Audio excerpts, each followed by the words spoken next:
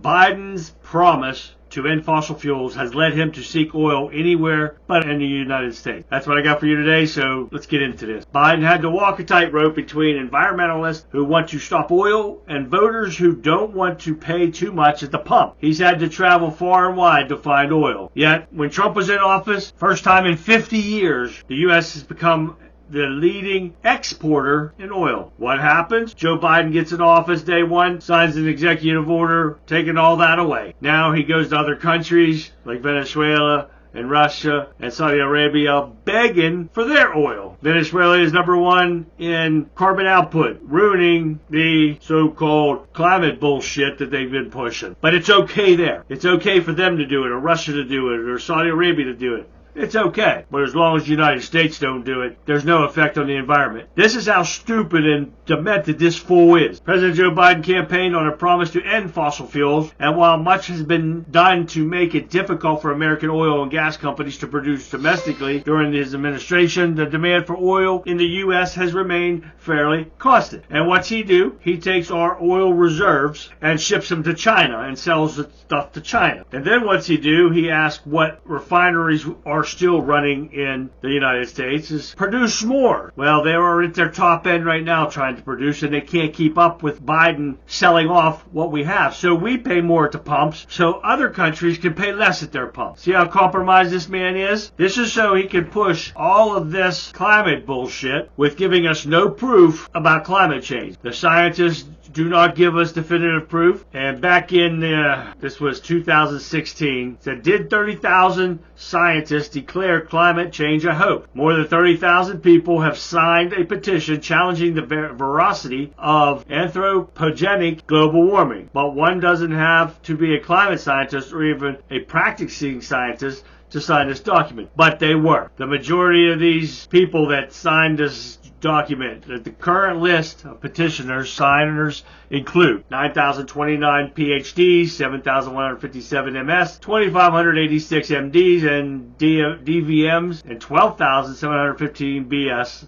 bachelor's or equivalent academic degree. Most of the MDs, DMV signers also have underlying degrees in basic science. Now, a claim has been floating around since like 1998 that thousands of scientists have rejected the concept of climate change ever since a self-describing research group by the name of the Oregon Institute of Science and Medicine solicited signatures for a petition known as the Oregon Petition to have the United States reject the Kyoto Protocol to set international binding emissions reduction targets. Now, there's been an article entitled A Stratospheric Gamble by Douglas Fox, published in Scientific America on October 1st, 2023. Describes the ongoing discussion and testing of the idea of shooting small particles of various chemicals into the stratosphere to reflect solar radiation in the hopes of cooling the Earth to combat global warming. The article begins, global warming is so rampant that some scientists say we should begin altering the stratosphere to block incoming sunlight, even if it jeopardizes rains and crops. So they want to ruin the country instead of helping it. When Mount Pinatubo erupted in 1991, it ejected about 20 million tons of sulfuric dioxide into the atmosphere, slightly cooling the planet for a couple of years. Douglas Fox stated that the sulfur dioxides were injected on a large enough scale, releasing perhaps 1/4 of the amount 1 or 2% less sunlight would reach Earth's surface. Getting the sulfur dioxide high enough in the stratosphere to accomplish this goal itself at a challenge no plane existing today can fly at that altitude, given the scarcity of molecules needed for lift. But scientists advocating for this operation believe that B-47 Stratojet could possibly be modified within 7 to 10 years to accomplish this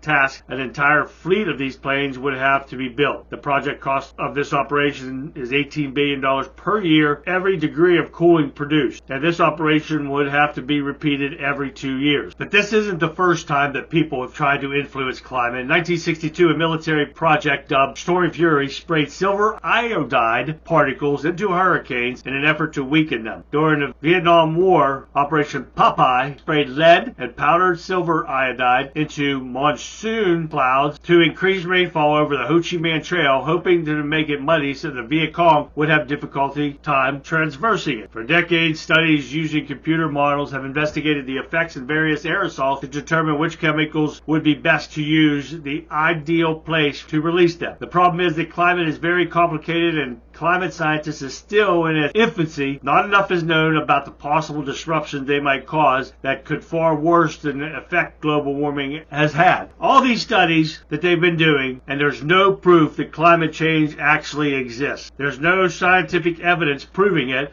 but everybody wants to talk about follow the science, especially when COVID was around. And everybody said, follow the science. Mr. Science himself, follow the science. To find out they were all wrong. But everybody believes in follow the science. But when it comes to your gender identity, science is wrong. Science is wrong. But everything else, follow the science, follow the science. Give me a break. Let me know what you guys think. Do you believe climate change is real, or do you believe it's fake? Leave some comments and questions below. This is a big thing that's been going on for years. It'll continue to go on for years. Nobody's going to give scientific proof showing that anything has changed. I'm 56 years old, and I remember the weather being worse back in the 70s when we were getting feet of snow in Pennsylvania where I live, and now we barely get any, maybe once in a while, but it keeps getting cold. We're still getting snow. We're still getting rain. We've had hurricanes, tornadoes. Nothing has changed. But let me know what you guys think. Like I said, leave some comments and questions below. Let me know what you think about this story. You know I'll be watching this and many others. So follow me on Rumble at Chasu, CHASU. Share this with your friends and family.